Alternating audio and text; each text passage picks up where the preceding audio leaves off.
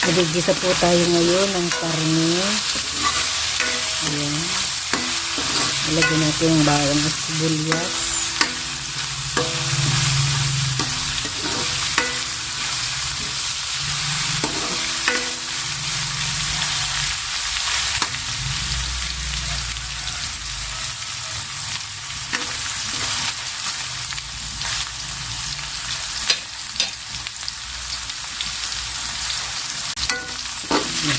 Ilagay na po natin ang hipon.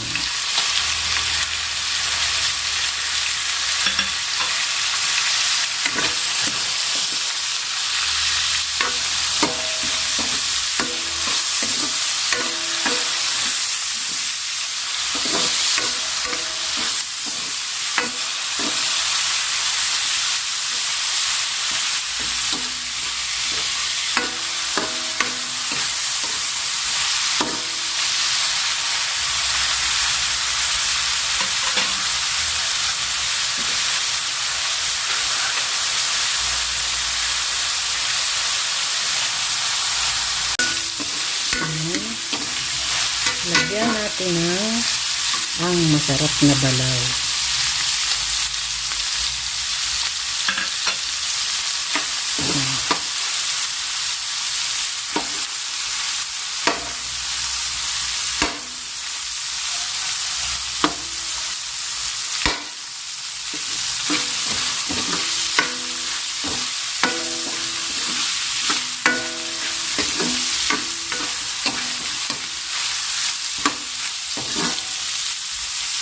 Ilagay natin ang pangalawang gata.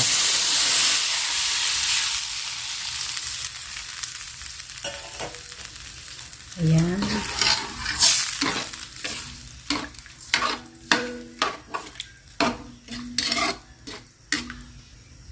Sarap. Pakuluin muna po natin. Kulo na po, ilagay na natin ang main ingredient, ang santol. Ayan.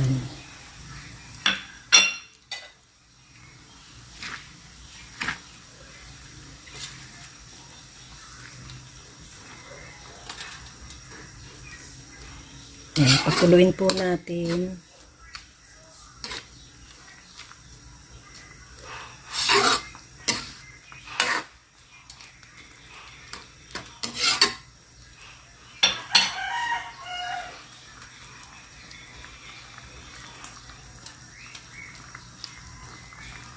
Ilagay na po natin ang kalahati ng kakang gata o yung unang gata.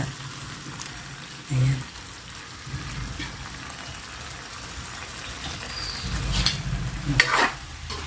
Paigahin po natin o ulit.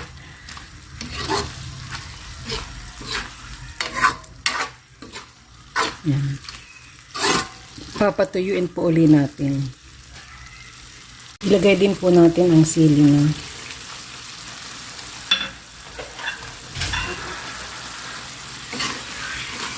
May kasama pang dahon-dahon kasi po yan ay galing sa aming halamanan.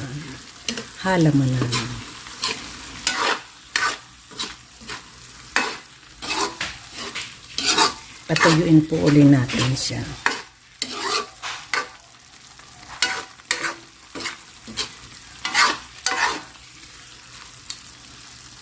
Lagay na po natin ang kakang gata na pangalawa. Yan, para masarap siya.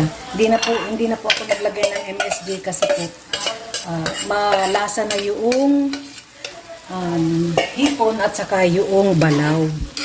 Kaya yun na lang ang pampalasa niya. Ayan.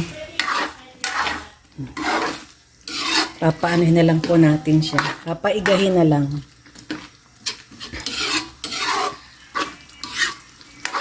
Papatuyuin. Yan, sarap na yan. Tikman at ng maibigan. Let us try. Taste it.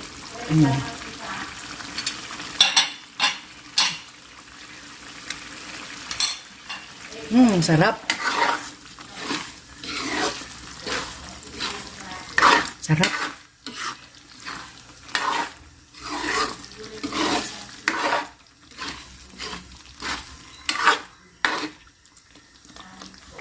Sarap. Hindi po maanghang yung sili kaya lalagyan ko ng kaunting spice. Ayan. Ay, hindi na. Ayan.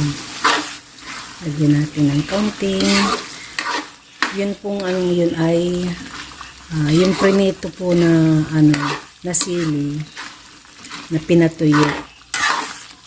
Tinuyo siya para may konting anghang. Yun ang magsisilbing pampalasa niya.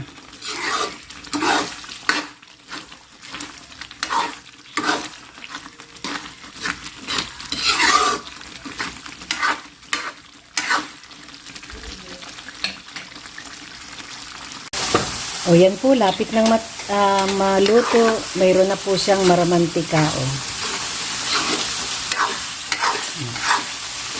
Ayan. May maramantika na siya. Ayan. Sarap.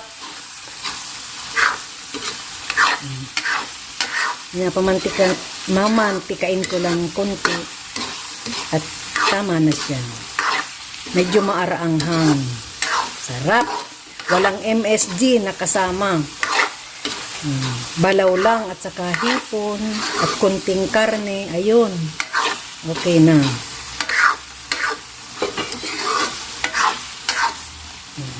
Solve na ang ulam ni Tita Son. Ayan, sarap.